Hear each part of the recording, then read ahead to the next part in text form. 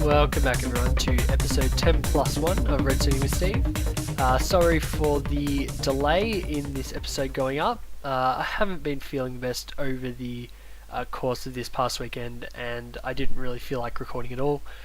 So it's Monday when I'm recording this. I'm feeling a lot better, so we're going to get right into it today. Going to be hopefully a nice short and sharp episode, and we're going to be doing block swappers today, so we'll jump straight into it. So before we get to the actual block swappers themselves, I'm going to be going through the mechanism that all these block swappers actually rely on. Now, the reason, I guess even before that, the reason I'm doing block swappers is the same reason as the combination locks over there. They're just a kind of thing that people see as really, really complicated, but they're really not.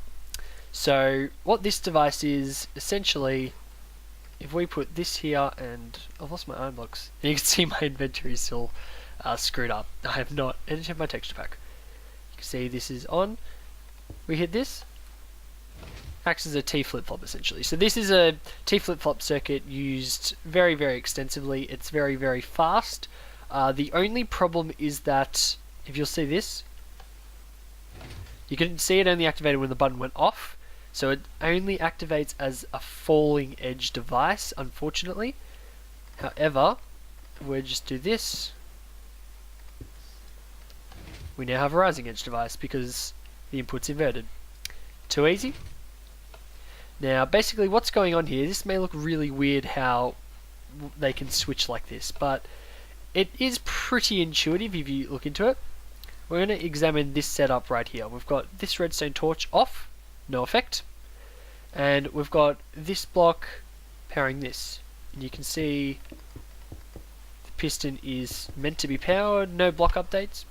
And that's because if you remember our episode on bud switches, annotation on screen, we have this, not being powered, but update it, it powers. So it is indeed a bud switch. And we turn this off. And I think the reason that it turns off immediately is because when we depower this, because it's next to the piston head and unpowering a block is actually an update, it will go instantly because we're both turning the power off and updating it in one motion.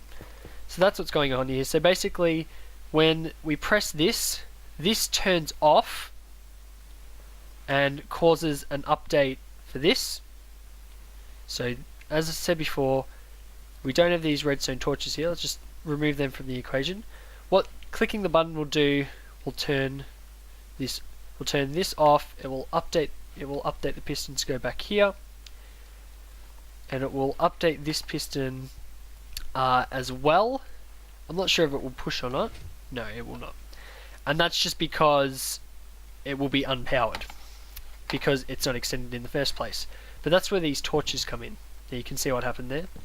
So basically what this does is, whichever piston is extended, it gets unpowered, well, it gets retracted because this unpowers and updates them, but because these come back on straight away, because this is in the process of retracting, when this goes on, it won't extend immediately. So this piston takes the opportunity to extend while it can, and therefore you get a T flip-flop motion. Now this can be extended out, and I didn't actually build it, but I will chuck one up quickly. In fact, I'll chuck a bit forward of it. We have a 2-block gap in between them. Let's instead put a 3-block, put two different block types in there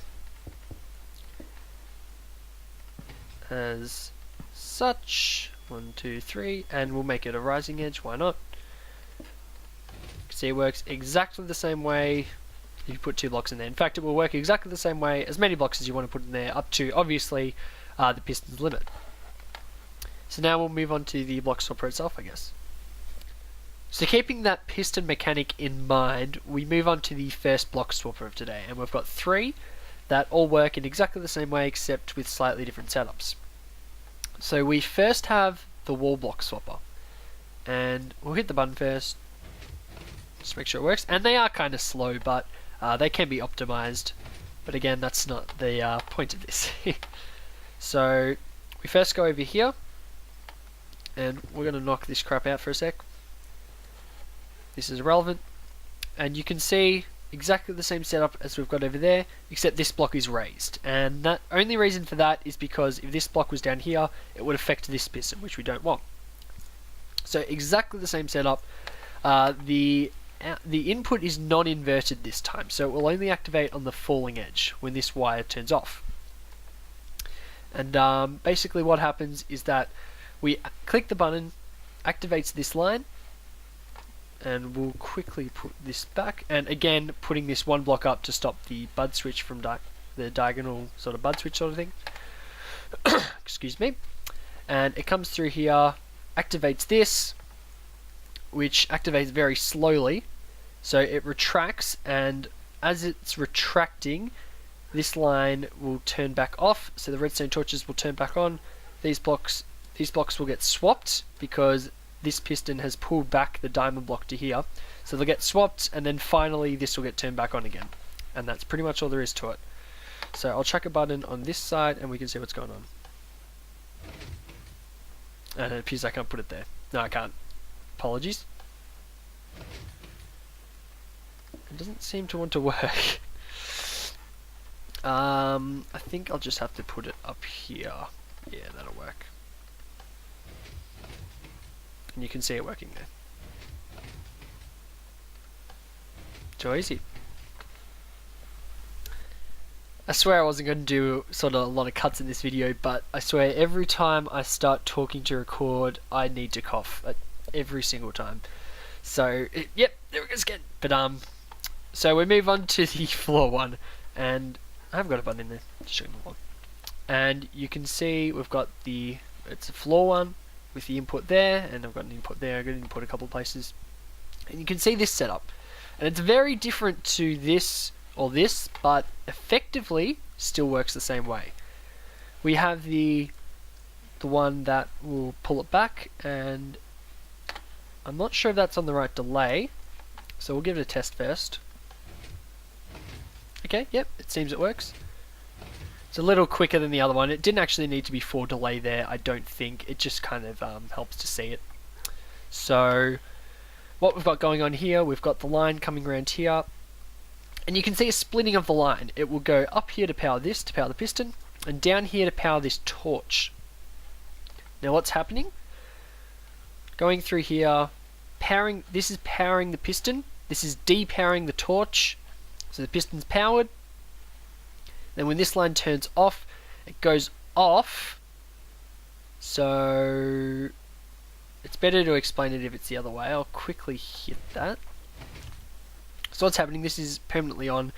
This is going to turn it on, it's going to be on. When this turns off, it's going to go to retract, even though the torch turns back on. It's going to go to retract, so the other one's going to take an opportunity to extend. So exactly the same thing as happened in these, and everything else. Very, very simple. And again, you can make this activate on the rising edge if you wish. It's really up to you. All you have to do is chuck a redstone torch in somewhere. Just in here somewhere, and one on the other side. Very, very easy to do. So you can make this actually quicker. But these designs aren't optimized, obviously. And last of all, we come to the ceiling swapper. And again, exactly the same as normal. And the wiring, would you guess it's the same as both of these. So we have the input line come up here. This is the input, looks very similar to that, doesn't it? Comes through here, delay to here. I think I just put, I don't think that has to, I think, no, it has to be that long because we've got the 2 repeaters in here. And again, we've got a splitting of the input. We can't use glowstone here because this one was going upwards and this one's going downwards. And we have to have the redstone torch on top rather than underneath. So basically what happens, line turns on, turns this on, redstone torch turns off, but piston is still powered by this. And then when it goes back on, again, easier to display on that side, but it'll power this. Whereas this one, obviously, will be powered by this, and as it goes to retract when this unpowers, that one will take the opportunity to extend. And I forgot to mention that The reason that these don't want to push out is because pistons cannot push an already extended piston. So that's the reason why they don't go back out.